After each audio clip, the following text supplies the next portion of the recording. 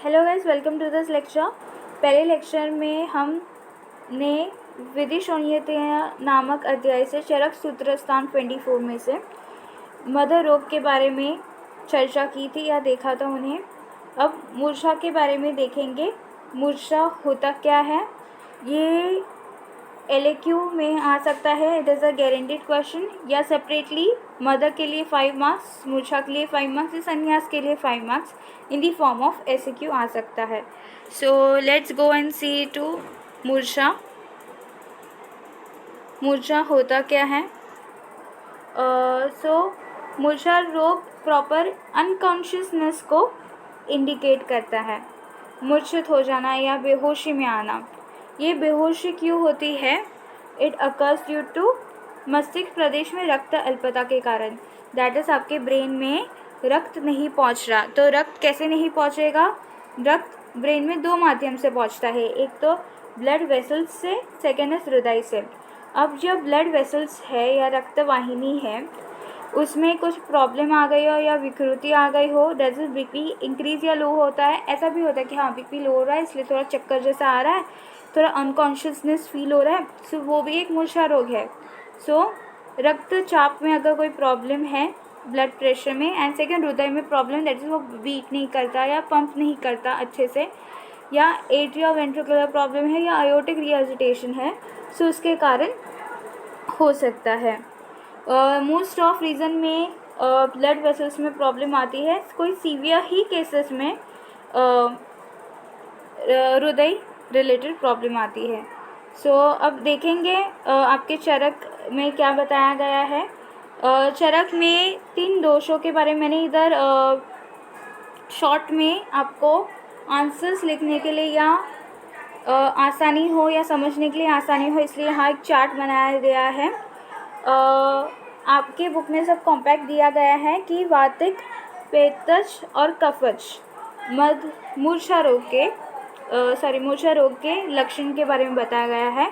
मैंने उस लक्षण को मूर्छा, लक्षण बिफोर मूर्छा एंड लक्षण आफ्टर मूर्छा में डिवाइड कर दिया है कि अगर मनुष्य मूर्छित होने से पहले क्या देखता है या इसके क्या एक्शंस होते हैं, और मूर्छित होने के बाद यानी होश आने पर उसकी क्या एक्शंस होगी।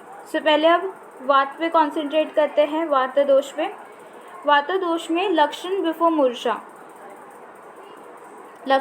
मूर्छा दैट इज बेहोशी के पहले क्या होता है, उसके आकाश। यहाँ आकाश का अर्थ खाली जगह लेना है। आकाश का अर्थ यानी स्काई डायरेक्टली रिलेट नहीं करना है। सो उसे मूर्छित होने से पहले कुछ काला, आंखों के सामने कुछ काला, नीला या अरुण वर्ण का दिखता है, और फिर होश में आने पर उसके बॉडी के सिम्टम्स क्या दिखते हैं? वे पथु दैट इज कंपन, ट्रेमर्स, हाथ हिलने लगते हैं वैसे।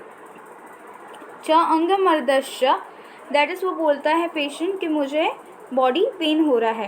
प्रपीड़ा हृदयश्च, बॉडी भी पेन हो रहा है और हृदय में कुछ अच्छा भी नहीं लग रहा है या पीड़ा हो रही है या कुछ चेस्ट पेन हो रहा है। सो ये वातिक मूर्छा का लक्षण है कि बिफोर मूर्छा उसको क्या दिखेगा, आफ्टर मूर्छा क्या दिखेगा। जनरली आकृति क्या होती है? कृष्ण, शाव और अरुणवर्णम।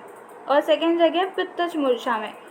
पित्तज मूर्छा में क्या होता है? लक्षण बिफोर मूर्छा आएगा आकाश, यानी कौन सी भी खाली जगह उसको लाल या हीरी या पीली, या समझो पित्त के लक्षण दिखते हैं ना कि सामने कोई आग जैसा लग रहा है। जनरली लोगों को आग देख के भी मूर्छा आती है। आपने अगर केसेस देखे होंगे या कोई भी टीवी सीरियल्स में देखा होगा कि आग लग जाती है घर में तो मनुष्य मूर्छित होकर गिर जाता है, तो उसके आकाश या खाली जगह में क्या होगा? लाल वित्तवर्णीय होगा ना कुछ। सो उसने मूर्छा होने से पहले, सपोज के घर में आग लगी है तो मूर्छा होने से पहले उसने आग को देखा है, दैट इज लाल या पित्तवर्ण कुछ देखा है। ओके, और मूर्छा होने के बाद दैट इज अगर पानी डाला, उस इंसान को बचाया आग से, तो उसके लक्षण क्या होंगे? स्वेदगमन, ऑफकोर्स स्वेटिंग आएगी, पिपासा दैट इज प्यास लगेगी, संताप, नेत्र रक्त या पित्त वर्ण के हो गए, नेत्र में व्याकुलता या परेशानी दिख रहेगा, और ये एक विशिष्ट लक्षण है, ये याद रखना। बाकी सब तो पैतृक ही लक्षण है, स्वेदगमन, पिपासा, संताप। ये याद रखना, पतला पुरुष निकलना, दैट इज़ होश में आने पर थोड़ा पतला पुरुष भी निकलता है। थर्ड हम जाएंगे कफश मूर्छा में। कफश मूर्छा, हाँ बाय द वे इसकी आकृति क्या होगी, सर्व शरीर, व्यक्ति की सर्व शरीर पीला हो जाता है, दैट इज थोड़ा येलोइश कलर हो जाता है, अपने ओरिजिनल कलर से थोड़ा डिफरेंट। सब कफश मूर्छा में आकाश कैसा दिखेगा, मेघ से भरा। अब हाँ आकाश बोला है मेघ से भरा हुआ, यानी उसको आंखों के सामने थोड़ा ब्लरीनेस, क्लाउडी इफेक्ट होता है ना, क्लाउडी इफेक्ट आंखों के सामने ब्लरीनेस या अंधकार दिखाई पड़ेगा। अगर होश में आने पर क्या लगेगा कि मेरा जो अंग है, पेशेंट बोलेगा मेरा जो अंग है वैसे लग रहा है कि कोई गीली चादर या गीली चमड़े के से ढका हुआ है, मतलब उसमें मॉइस्चर, उसको स्किन में मॉइस्चर फील होता है, स्निग्धता फील होती है। और मुंह से क्या होगा, लालास्राव और मिश्री है, नौशिया फीलिंग होती है और मुंह से लालास्राव होता है। सो ये वातिक, पेतिक और कफ के लक्षण हैं। उसकी आकृति के बारे में हमने डिस्कस किया। देन लक्षण बिफोर मूर्छा, लक्षण आफ्टर मूर्छा, ऐसे याद रखोगे तो एग्जाम में आंसर लिखने में आसानी पड़ेगी। ओके, सो अब सन्निपातश मूर्छा में क्या याद रखेंगे कि सन्निपातश मूर्छा में सम्मिलित लक्षण होते हैं। सम्मिलित लक्षण यानी सब एक समान होंगे, वातिक, पेतिक और कफज। यहाँ एक बात बताई गई है, अपस्मार के समान बिना भयंकर चेष्टा के लिए शीघ्र ही आकर मनुष्य मूर्छित हो जाता है। यानी जो अपस्मार रोग है उससे कंपेयर किया गया है, उसमें भी विदाउट एनी चेष्टा मनुष्य मूर्छित हो जाता है। इधर भी उसी वेग से शीघ्र मूर्छा आ जाएगी सन्निपातश रोग में।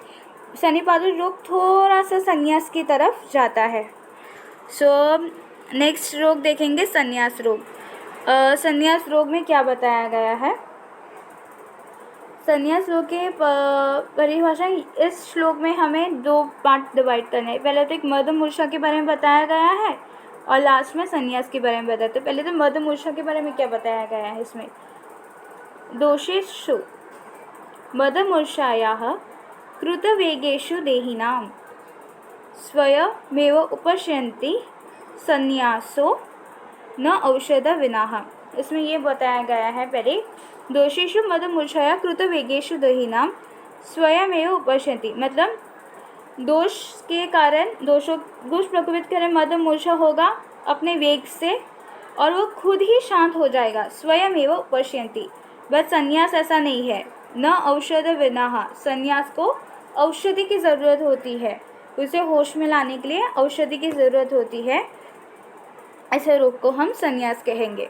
अब संन्यास में होता क्या है, अब उसकी संप्राप्ति के बारे में पढ़ते हैं। संन्यास मतलब तो कोमा वाले केसेस जो होते हैं ना, वो संन्यास में जाते हैं। तो इसमें क्या है, प्राणायतन।